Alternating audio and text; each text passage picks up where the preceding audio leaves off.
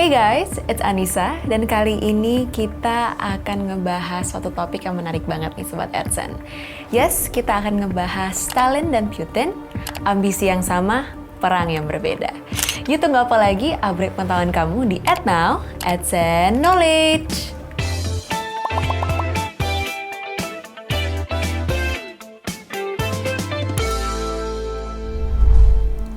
Pada 30 November 1939, serangan besar-besaran dimulai.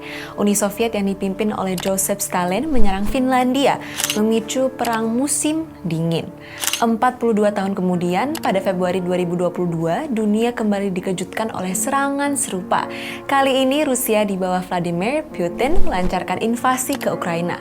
Dua perang ini terjadi di dua era yang berbeda, tetapi pola dan motif yang mendasarinya memiliki kesamaan yang mencolok. Pada video Adsen kali ini, kita akan menggali kesamaan dan perbedaan antara Perang Musim Dingin dan Perang Rusia-Ukraina, melihat bagaimana ambisi politik Rusia yang kuat membentuk dua konflik besar ini. Meskipun jarak waktu antara keduanya begitu jauh, sejarah seakan berulang, dan kita akan mengungkap bagaimana pola ini tetap relevan hingga hari ini. Pada 1939, Stalin melihat Finlandia sebagai ancaman potensial dari arah barat yang terlalu dekat dengan Jerman. Baginya, invasi tersebut adalah langkah untuk memproteksi Uni Soviet, memperluas wilayah strategis, dan mengamankan perbatasannya. Begitu pula dengan Putin yang menganggap Ukraina sebagai bagian penting dari dunia Slavia yang harus kembali di bawah pengaruh Rusia, terutama untuk menghindari Ukraina bergabung dengan NATO yang dianggap sebagai ancaman langsung bagi keamanan Rusia. Tapi pertanyaannya adalah, apa yang sebenarnya mendasari keinginan mereka untuk memperluas wilayah dan mengamankan perbatasan? Apakah ini benar-benar soal perlindungan atau ada ambisi yang lebih besar di baliknya? Meskipun motivasi yang dikemukakan berbeda, keduanya memiliki tujuan yang sama, memperkuat kontrol Rusia di kawasan yang bersebelahan dengan menggunakan retorika perlindungan sebagai pembenaran untuk ambisi ekspansionis mereka. Meski pasukan Soviet pada 1939 dan pasukan Rusia pada 2022 memiliki keunggulan jumlah dan kekuatan militer yang jauh lebih besar, keduanya menghadapi kesulitan besar dalam meraih kemenangan yang cepat dan mudah. Tentara Finlandia yang jauh lebih sedikit jumlahnya memanfaatkan kondisi medan yang ekstrim di Finlandia, salju yang membeku dan hutan lebat untuk melancarkan taktik perang gerilya yang sangat efektif. Mereka menghindari pertempuran terbuka dan memilih untuk menyerang di saat yang tidak terduga, memperlambat dan melemahkan pasukan Soviet yang jauh lebih besar. Teknik ini menjadi salah satu faktor penting yang membuat Uni Soviet kesulitan mengalahkan Finlandia dalam Perang Musim Dingin, meski mereka memiliki pasukan yang lebih banyak dan lebih dilengkapi.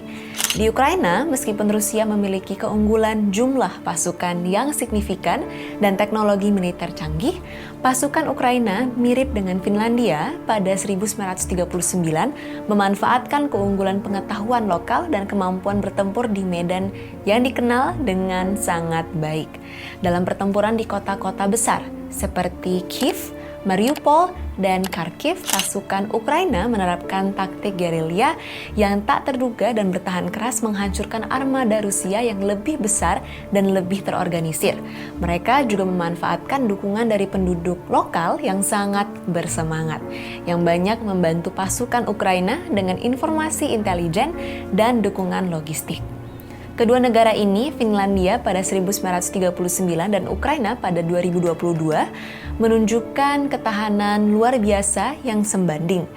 Berjuang mati-matian meski menghadapi musuh yang jauh lebih besar dan lebih kuat.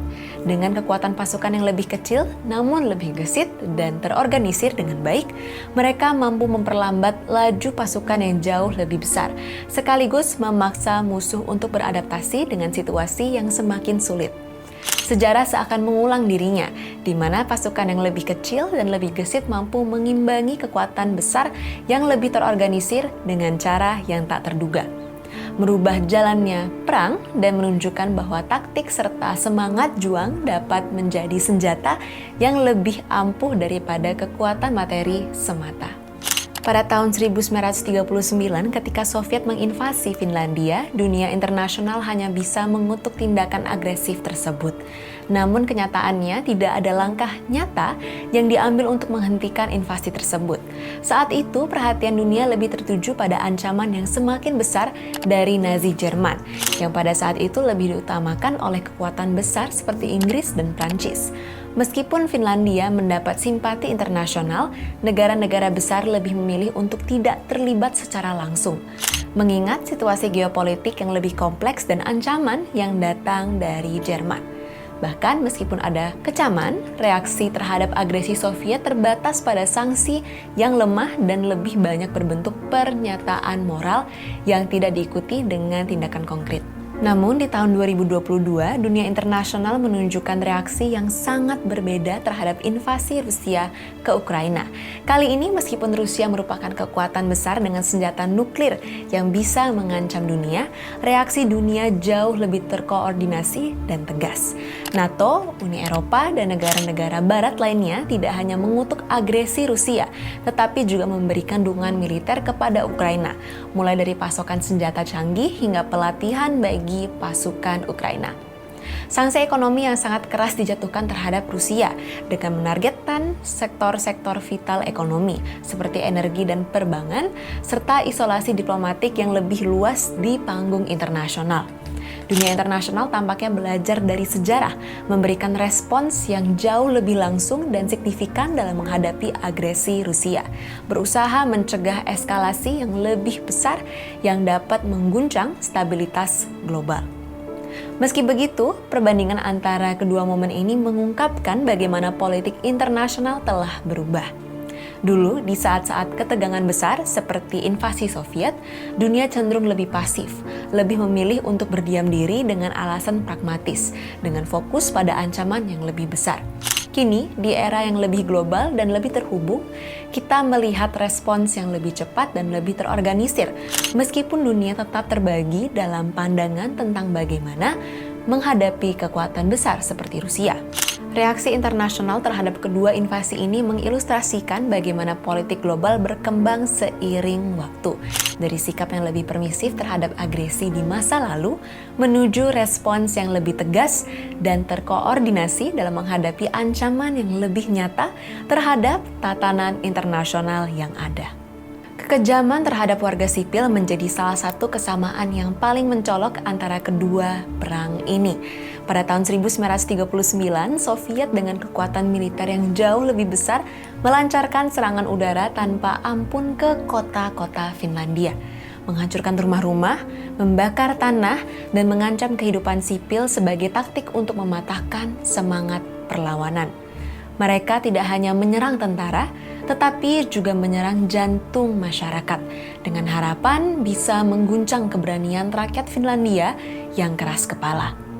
Dalam Perang Musim Dingin, kota-kota seperti Helsinki, Viipuri, dan banyak lainnya menjadi sasaran serangan udara yang bertujuan untuk menghancurkan moral warga, membunuh harapan mereka, dan menumbuhkan ketakutan di dalam hati mereka. Begitu juga dengan apa yang terjadi di Ukraina pada 2022. Serangan Rusia terhadap kota-kota besar seperti Kiev, Mariupol, dan Kharkiv lebih brutal dan mengerikan dengan penggunaan senjata yang melanggar hukum internasional seperti bom cluster dan serangan udara yang menghancurkan infrastruktur sipil. Pembunuhan massal terhadap warga sipil, pembantaian tanpa belas kasihan yang menghantui dunia tidak hanya memperlihatkan eskalasi kekerasan, tetapi juga semakin menegaskan bahwa perang ini bukan hanya antara tentara, ini adalah peperangan terhadap kemanusiaan. Gambar-gambar mengerikan dari mayat yang tergeletak di jalan-jalan, warga sipil yang terluka parah dan kehilangan keluarga mereka, menggambarkan kehancuran yang tak terbayangkan. Namun, di balik perbedaan teknik dan skala, satu hal yang tetap sama. Baik di Finlandia pada 1939 maupun di Ukraina pada 2022, perang ini tidak hanya merenggut nyawa tentara, tetapi juga menghancurkan ribuan kehidupan warga sipil yang tak berdosa. Kehancuran ini tidak hanya terlihat dalam reruntuhan bangunan dan jalan yang hancur, tetapi juga dalam hati mereka yang kehilangan keluarga, rumah, dan harapan. Perang ini tidak membedakan dan dampaknya dirasakan oleh orang-orang yang tidak memiliki pilihan selain berjuang untuk bertahan hidup dalam kegelapan yang diciptakan oleh agresi yang tak terkendali. Sejarah sering mengingatkan kita pada pola yang kita lupakan. Mungkin sudah waktunya untuk belajar dari masa lalu agar kita tidak mengulangi kesalahan yang sama di masa depan. Tapi ketika kita melihat perbandingan antara perang musim dingin dan perang di Ukraina, ada satu hal yang tak bisa diabaikan. Korban jiwa yang terus bertambah dan tragedi yang tak terelakkan akibat ambisi kekuasaan. Seperti yang kita lihat hari ini, para propagandis militer Rusia mulai secara terbuka melaporkan kerugian besar yang dialami pasukan Rusia di Ukraina. Meskipun Moskow berusaha menyembunyikan kebenaran, laporan dari jurnalis Rusia mengungkapkan kenyataan yang lebih mengerikan. Pasukan yang tidak siap dan kurang terlatih dikirim ke garis depan, seringkali hanya bertahan hidup dalam hitungan hari. Mereka yang berada di garis depan, terutama pasukan infanteri, mengalami tingkat kematian yang sangat tinggi, dengan rata-rata harapan hidup di medan perang kurang dari 1 bulan. Ini adalah gambaran mengerikan dari sebuah kebijakan militer yang mengorbankan banyak nyawa manusia demi ambisi yang tidak jelas. Keputusan Vladimir Putin untuk mengirimkan wajib militer yang tidak terlatih ke garis depan, serta kebijakan militer yang kejam, menunjukkan perubahan besar dalam strategi Rusia yang sebelumnya lebih mengandalkan pasukan terlatih. Proses ini tidak hanya menambah jumlah korban di kedua belah pihak, tetapi juga memunculkan protes terbatas di dalam negeri Rusia, sebuah fenomena yang jarang terjadi di tengah rezim otoriter. Dengan situasi yang terus memburuk, Ukraina melihat pengakuan atas kerugian besar ini sebagai konfirmasi bahwa perang yang tidak ada habisnya telah merenggut ribuan nyawa demi tujuan yang tak pernah tercapai. Seperti di masa lalu, di mana pengorbanan hidup manusia digunakan untuk mempertahankan ambisi kekuasaan, kita kembali dihadapkan pada pertanyaan penting, apakah harga yang dibayar ini benar-benar sepadan? Nah, gimana Sobat AdSense? Seru banget kan ceritanya? Jangan lupa untuk follow semua media sosial AdSense.id. Sampai jumpa di tema menarik di episode berikutnya. Salam pintar!